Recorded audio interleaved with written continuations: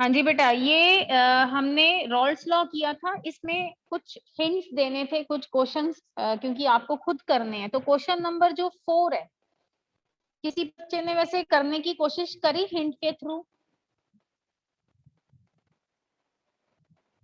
अगर नहीं भी किया तो कोई दिक्कत नहीं है, मैं दोबारा बता देती हूँ। देखिए, इस क्वेश्चन में ये कह रहे हैं, अगर आप इसको ध्यान से पढ़ेंगे, मैंने आपको बोला है 2 बार पढ़ना है। अब कभी ये मत सोचिए कि जो टीचर पढ़ा रहा है वो तो सिर्फ एक ही बार पढ़ रहा है। वो असल में एक बार नहीं, वो दो दो चार चार बार इसको पढ़ चुके हैं। ठीक है, तो इसलिए आपने 2 बार पढ़ना है क्वेश्चन को। तो ये कह रहे हैं कि आपके पास एक सोल्यूशन है बेंजीन और टोलीन का। बेंजीन जो होती है उसका स्ट्रक्चर कुछ इस तरह से होता है, और जो टोलीन होती है उसका स्ट्रक्चर जो होता है, बेंजीन के ऊपर CH3 ग्रुप लगा होता है। तो ये एक आपके पास आइडियल सोल्यूशन है। आइडियल सोल्यूशन क्या होता है? जो कि रॉल्स लॉ के जो फॉर्मूले हैं ना, उनको ओबे करता है। हम ये नहीं बोलते हैं रॉल्स लॉ के फॉर्मूले, वो तो मैं लेटमेन टर्म्स में बोल रही हूँ। मतलब ये कि जो रॉल्स लॉ ओबे करता है। बाद में इन्होंने ये कहा है कि आपका vapour pressure of pure benzene and toluene are 160 and 60 mmHg। तो जो आपका प्योर बेंजीन और जो आपका टोलीन है, इसका वेपर प्रेशर 160 और 60 mmHg है। अब आपको मतलब ये आपको क्या दिया हुआ है? पी नॉट बेंजीन दिया हुआ है और पी नॉट क्या दिया हुआ है? टोलीन दिया हुआ है। फिर ये कह रहे हैं you have to find out the partial pressure of benzene and toluene. आपको पार्शियल प्रेशर निकालना है बेंजीन का और किसका? टोलीन का। इसके अलावा आपको निकालना है पी टोटल। अब इसमें 3 केसेस दे रखे हैं of over the following solution. पहला केस दिया हुआ है जब आपके पास इक्वल वेट होगा बेंजीन का और टोलीन का। दूसरा केस दिया हुआ है जब आपके पास 1 मोल बेंजीन हो और 4 मोल टोलीन हो। और तीसरा केस दिया हुआ है equal molecule of benzene and टोलीन। तो मैंने आपको पहले भी बताया था, सबसे पहले आप जो है वो गिवन लिखेंगे। तो यहाँ पे देखिए, हिंट मैं दे रही हूँ क्योंकि जो पहला पार्ट है उसमें देखिए, अगर आपको देखें, आप कहें कि आपको पी नॉट दिया हुआ है बेंजीन का भी और टोलीन का भी, आपको पार्शियल निकालना है। अब आप खुद सोचिए, किसी भी चीज का अगर आप पार्शियल वेपर प्रेशर निकालते हैं, so this is equal to P naught of that component into its mole fraction. अगर मैं बेंजीन का निकाल रही हूँ पार्शियल वेपर प्रेशर, तो ये किसके बराबर होगा? It will be the multiple of P naught B into motion of P. अब पी नॉट तो आपको गिवन है, बिकॉज मैं देखिए, मैं ये अज्यूम कर रही हूँ कि लास्ट क्लास में जो कराया था उसकी आपने प्रैक्टिस की है। ठीक है, अब आता है मोल फ्रैक्शन। अब आपको पी नॉट पता है, मोल फ्रैक्शन नहीं पता है। तो आप सोचिए मोल फ्रैक्शन के लिए क्या क्या पता होना चाहिए। तो मैंने आपको बताया था मोल फ्रैक्शन के लिए हाँ, नंबर मोल्स पता होना चाहिए कि मोल फ्रैक्शन का फॉर्मूला होता है number of moles of that component divided by sum of number of moles of the components. तो यहाँ पे नंबर ऑफ मोल्स आपको नहीं पता। जो पहला पार्ट था ना, उसमें लिखा था कि दोनों का मास बराबर है। तो ये कह रहे हैं आप हिंट में क्या लेके चलें, आप बेंजीन और टोलीन दोनों का मास m मान लें। m भी लिख सकते हैं, x भी लिख सकते हैं, जो आपको कंफर्टेबल हो। फिर आप दोनों के क्या निकालेंगे? नंबर ऑफ मोल्स निकालेंगे। तो आपको पता है बेंजीन के नंबर ऑफ मोल्स कितने होते हैं? बेंजीन का mass divide by it's molar mass. तो बेंजीन का आपको फॉर्मूला पता है, मोलर मास आप निकाल लेंगे। तो मास हमने कितना मान के चल रहे हैं? m। इसी तरह से आप क्या करेंगे? टोलुइन का भी नंबर ऑफ मोल्स निकाल लेंगे। Mass of टोलीन divide by it's molar mass, और टोलीन का मास हमने कितना लेके चले हैं? Small m divide by mt, molar mass of टोलीन। तो आपको अब कोई, अब देखो यहाँ पे अगर आप देखें, ये आपको ये जो क्वांटिटी है मोलर मास, ये तो आपको पता है ना, एग्जैक्ट आप निकाल सकते हैं बाय यूजिंग द फॉर्मूला। अब ये जो है ना, इसको m ही लेके चलिए। क्यों?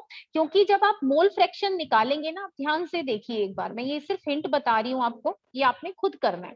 बिकॉज अगर ये भी मैं करके बताने लगूंगी तो आप उस हिसाब से सोच नहीं पाएंगे। अब आप देखिए, मान लीजिए आप बेंजीन का निकालना चाहते हैं, तो आप क्या करेंगे, ऊपर बेंजीन के मोल लिखेंगे डिवाइड बाय टॉलिन के, बेंजीन प्लस टॉलिन लिखेंगे।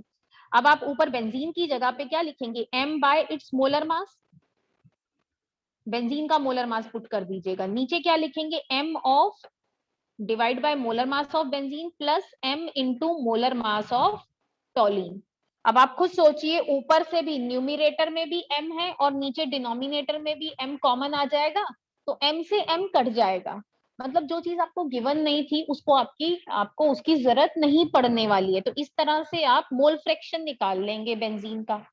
तो टॉलिन का कैसे निकलेगा, इसका स्क्रीनशॉट ले लीजिएगा। टॉलिन का कैसे निकलेगा, 1 minus mole fraction of benzene is equal to mole fraction of toluene. ये समझ आ गया पहला पार्ट। तो ये आप करके देखेंगे, ठीक है। अब नेक्स्ट इसका जो क्वेश्चन था उसमें ये कहा था 1 मोल बेंजीन है, 4 मोल टॉलिन है। तो यहाँ पे तो आपको कुछ नहीं करना, सिंपल है। आपको मोल फ्रैक्शन निकालेंगे तो क्या आएगा, 1 डिवाइड बाय 1 प्लस 4 मतलब 1/5 आ जाएगा बेंजीन का। टॉलिन का कितना आ जाएगा, 4/5 आ जाएगा। तो ये तो सिंपल हो गया, इसमें तो कोई दिक्कत नहीं है निकालने की ना। इसमें तो number of moles he given है। पहले वाले को ना एस्ट्रिक लगा लीजिएगा निशान, कि यहाँ पे आपको थोड़ा ध्यान रखना है। अब लास्ट पार्ट था जो बोला था तीसरी कंडीशन, उसमें ये कहा था कि आपके पास बेंजीन और टॉलिन के इक्वल मॉलिक्यूल्स हैं।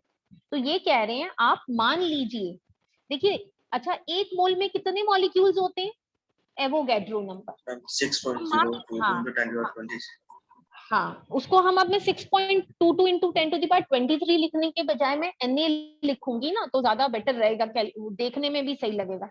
तो ये होता है 1 मोल में। अब मैं ये कह रही हूँ, मैं एज्यूम ये कर रही हूँ कि मेरे पास जो सैंपल है ना उसमें x मोल है। अब मुझे नहीं पता कितने, क्योंकि उन्होंने बस ये कहा है कि सेम नंबर ऑफ मॉलिक्यूल्स हैं। तो भाई मैं ये सोच लेती हूँ कि शायद उसमें जितने भी मॉलिक्यूल्स हैं उनमें कितने मोल्स होंगे, x मोल होंगे। तो इसका मतलब उसमें कितने मॉलिक्यूल्स होने वाले हैं, जब 1 मोल में Na होते हैं तो x में कितने होंगे, x इंटू Na। ठीक है, तो ये मुझे पता लग गए नंबर ऑफ मोल्स, किस, सॉरी, नंबर ऑफ मॉलिक्यूल्स किस, और उसके बाद नंबर ऑफ मॉलिक्यूल्स मैंने मान लिया कि मेरे पास जो है क्या है, या तो ऐसे भी मान सकती हूँ या तो इसे छोड़ दीजिए।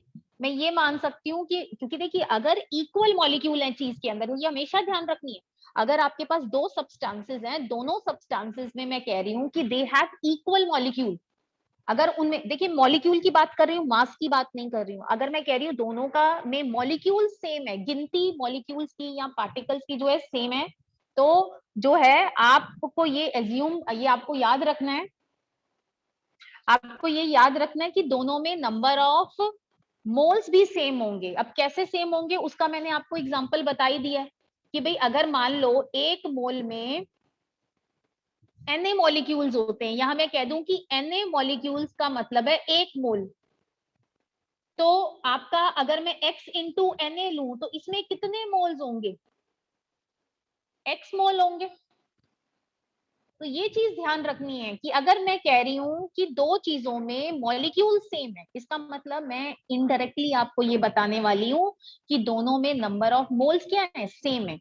तो ये मैंने ऊपर डिराइव करके एक तरह से बताया है। अगर आप डायरेक्ट भी लिख सकते हैं कि भाई equal number of molecules are present in benzene and toluene, therefore it means कि दोनों में का नंबर ऑफ मोल्स क्या होंगे, दोनों के सेम होंगे, it will be equal to x mole. ठीक है, अब आपको दोनों के मोल्स पता लग गए, तो आप दोनों का मोल फ्रैक्शन कैसे निकालेंगे, जैसे बेंजीन का निकालेंगे तो Nb divide by Nb plus Nt। तो अब आपको पता है Nb की जगह पे अगर आप पुट करेंगे तो ऊपर आ जाएगा x, ये इसको मैं ब्लू उससे लिखती हूँ, ये x हो जाएगा, ये भी x और ये भी x। तो आपका मोल फ्रैक्शन कितना आ जाएगा, हाफ। ठीक है, तो ये तो मैंने आपको जो ऊपर बताया है ये सिर्फ एक तरह से दिखाने के लिए कि कैसे नंबर ऑफ मॉलिक्यूल सेम होने के बाद नंबर ऑफ मोल्स भी सेम होते हैं। ठीक है, अगर मैं ये कह रही हूँ कि मेरे पास में मान लीजिए 0.1 मोल नाइट्रोजन गैस है, और दूसरा एक बच्चा कहता है कि मेरे पास 0.1 मोल ऑक्सीजन गैस है। अब आप बताइए दोनों में क्या मॉलिक्यूल सेम होंगे या डिफरेंट होंगे? मॉलिक्यूल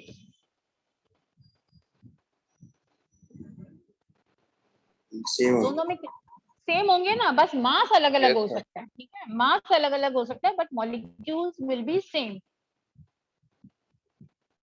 अब ऐसे ही नेक्स्ट क्वेश्चन है, ये वाला क्वेश्चन 5, ये आपने खुद ट्राई करना है। ये मैं समझा देती हूँ कि क्वेश्चन क्या कह रहा है। क्वेश्चन हाँ हाँ जी, ये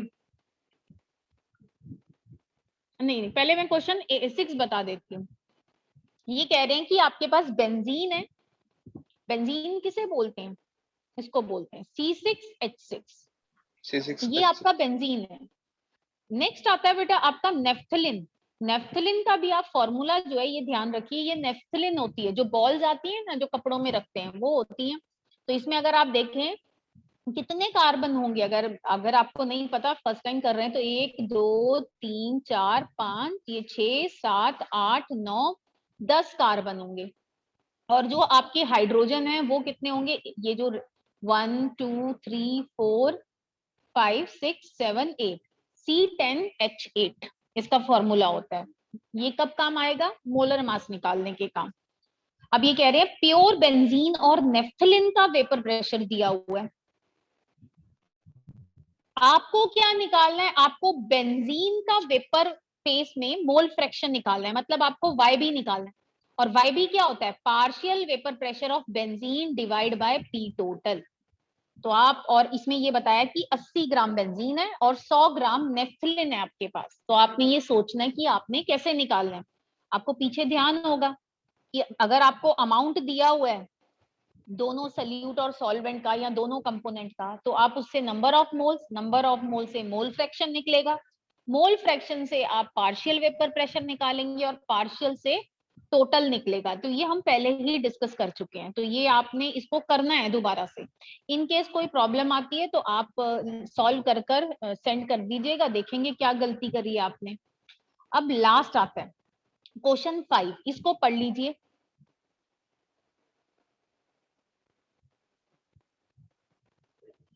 क्वेश्चन 5 में ये कह रहे हैं कि आपके पास एक लिक्विड है A। अब लिक्विड तो नहीं बताया गया कौन सा है, लेकिन इसका मोलर मास बता दिया गया 140 ग्राम। इसको 1000 ग्राम लिक्विड बी में डिसॉल्व किया जाता है, इसका मोलर मास भी बता दिया 180 ग्राम। अब आपको क्या है, ये बताया है कि जो पी नॉट बी है, पी नॉट क्योंकि वेपर प्रेशर ऑफ प्योर बोला है, this is equal to 500 torr. आपको वेपर प्रेशर, आपको क्या निकालना है? आपको निकालना है pure vapour pressure of A. फिर आपको क्या दिया हुआ है? वेपर प्रेशर आपको सोल्यूशन का भी निकालना है, सॉरी आपको उसका वेपर प्रेशर सोल्यूशन में भी निकालना है, मतलब आपको पी नॉट ए भी निकालना है और आपको पीए भी निकालना है। अब क्वेश्चन दोबारा पढ़ते हैं, और कुछ दिया हुआ है, हमें दिया हुआ है पी टोटल। अब आप खुद सोचिए, जब पी टोटल दिया होगा तो पी टोटल क्या होता है? पीए प्लस पीबी। अब यहाँ पे अगर आप ध्यान से देखें, जो पीबी है वो आप निकाल सकते हैं, कैसे निकाल सकते हैं? PB P total P minus naught P B into its mole fraction. Mole fraction हालांकि दिया नहीं गया है, लेकिन मास तो दिया गया है ना, मास बाय मोलर मास करके आप नंबर ऑफ मोल्स निकालेंगे, नंबर ऑफ मोल से ये निकाल लेंगे। तो यहां से आपका फिर ये माइनस कर कर अगर आप पी टोटल में से partial vapour pressure of benzene, ये सॉरी बी कंपोनेंट माइनस कर दें तो आपका पीए आ जाएगा। और जब आपके पास पीए आ जाएगा तो पीए से, क्योंकि PA is equal to P naught A into its mole fraction of A, sorry ये ए है, तो आप मोल फ्रैक्शन ए का पुट करेंगे और पीए आप निकाल चुके हैं तो पी नॉट ए भी पता लग जाएगा। तो ये आपने करना है, खुद सॉल्व करना है, ठीक है, ये कर लेंगे। ठीक है, इसमें जो है थोड़ा सा आपने पीए निकालना है, तो आप वो करके देखेंगे। नेक्स्ट जो आता है आपका, तो ये था हमारा रॉल्स लॉ, ठीक है।